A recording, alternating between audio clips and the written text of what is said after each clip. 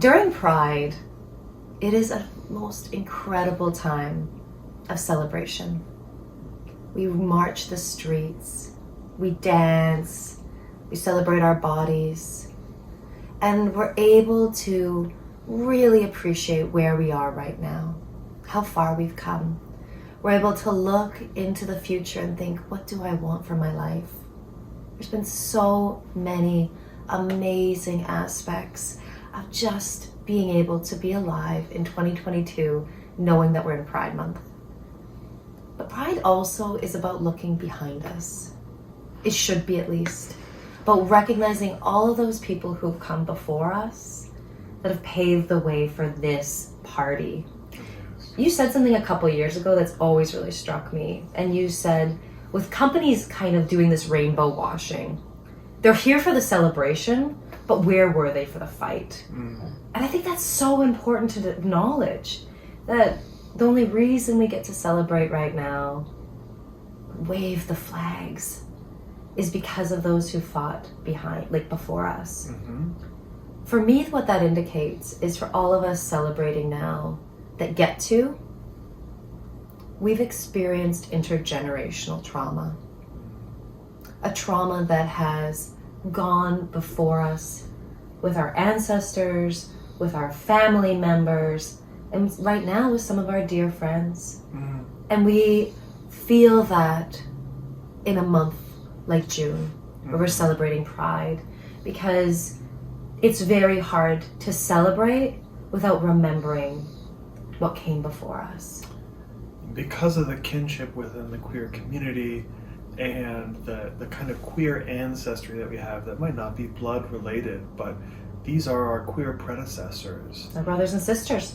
Because we've lost them, and some are still around, but so many were lost that those absences are kind of like the ghosts of Pride, who need to be loved and celebrated and mourned. And I've experienced intergenerational trauma from that. But I also want to recognize and make space that we still have queer elders with us who experience the trauma directly. Yeah. And Pride can be a really challenging time when the younger folks that weren't around and maybe are a little less aware of that experience, especially the experience of the AIDS pandemic, they just want to celebrate. Yeah. And maybe some other folks want a bit more of a remembrance, respect for their dear friends that they had to watch die. Yeah, to raise their glasses to them. Absolutely. It's not lost on me, Ryan, that in Toronto we've had 2 summers where we did not get to celebrate Pride the way we usually do. This is our first year coming back in 2022 after the pandemic that has kind of ravaged this world. But for those people, our dear, dear kindred family members that are still alive, this is not their first pandemic.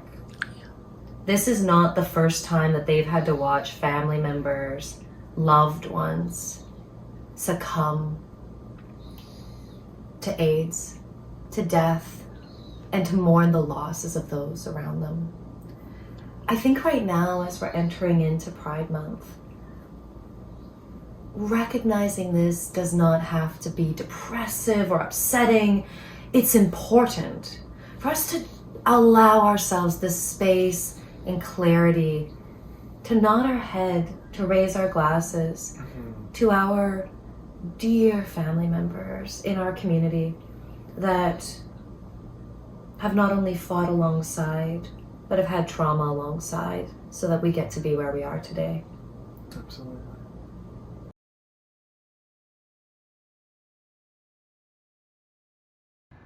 First off, way back when I was young and very young, there was it was totally different.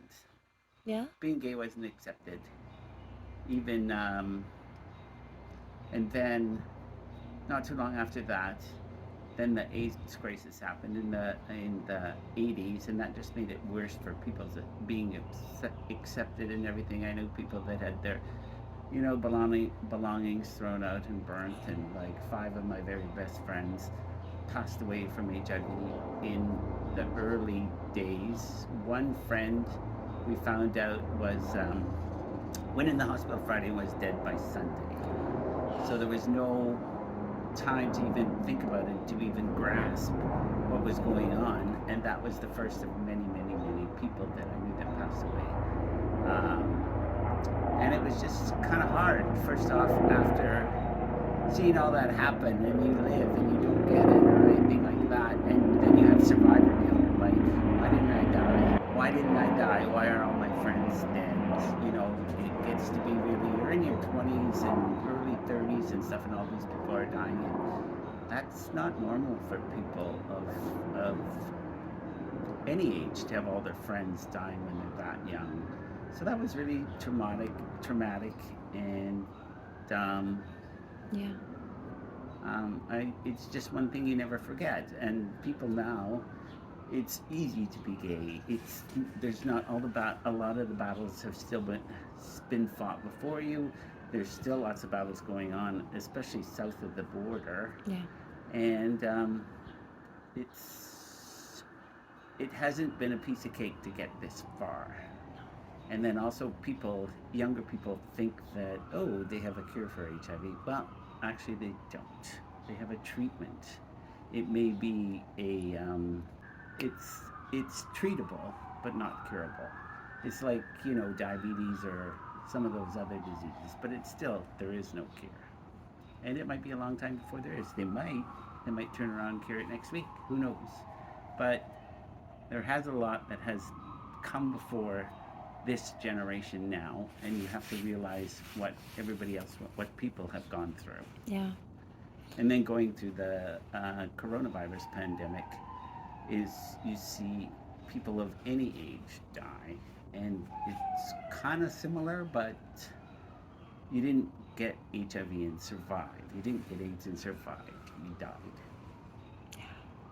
And you talked about that survivor's guilt. What was that like for you, being terrible? Because you always thought, well, why did they die and I didn't? How come they got it and I didn't? What's like, why? There's big whys. Like, why? It's really hard to think, and it takes a long time to get over something like that. When you think about it a lot. I don't think about it as much anymore, but it used to preoccupy me a lot. And all you did was think about, why? Tons of tears, tons of crying, tons of, looking back and thinking what happened and how it happened. Yeah, and I could imagine even the celebrations that you would have during that time would be mixed with this kind of feeling of why? Why do I get to celebrate? Yeah, it was muted for a long time because it didn't seem like there was anything to celebrate. Wow. It's amazing how a majority can rule on a minority's rights. People say that marriage equality is special. No, it's not. It's not special at all. We just want the same thing that everybody else wants. Yeah.